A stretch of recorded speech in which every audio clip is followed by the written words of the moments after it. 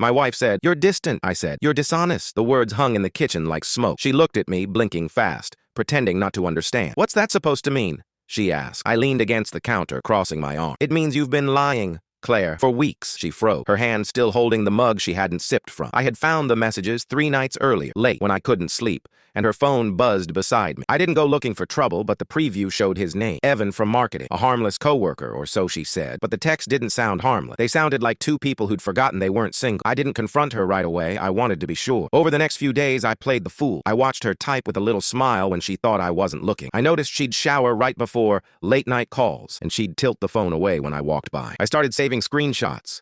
Not out of malice, but clarity. When you've been gaslit enough, you start needing proof to remind yourself you're not crazy. That night, she tried to turn it around. "You never touch me anymore," she said softly. "You're cold." I laughed, bitter. "Maybe I got frostbite from your lies." She flinched. "You're paranoid." I handed her my phone, a folder full of her messages to Evan. "Then maybe my paranoia writes love notes now." Her face drained of color. "You went through my phone?" "No," I said. "Your phone went through me first." I walked away, but she followed. "It's not what it looks like." "It never is," I said. "But the words 'I miss you' usually mean what they mean." For weeks, I'd been thinking about how to react. I didn't want to scream or break things. That's what she expected. Instead, I decided to let silence do what anger couldn't. The next morning, I packed my things quiet, left the house key on the counter. No note, just peace. 2 days later, she showed up at my work, crying. "We can fix this," she said in front of my coworkers. I smiled politely. I already did. She didn't get it until she saw the HR email that afternoon. The one titled, "Internal Investigation, Relationship Disclosure Policy Violation." Turns out, Evan was her superior, and the company had a strict no-dating rule. I hadn't sent the email out of revenge. I just sent the evidence they asked for when they noticed unusual expense reports under his name. Dinners, hotels, client meetings. I'd stayed quiet while they asked questions. Let the truth find its own voice. 2 weeks later,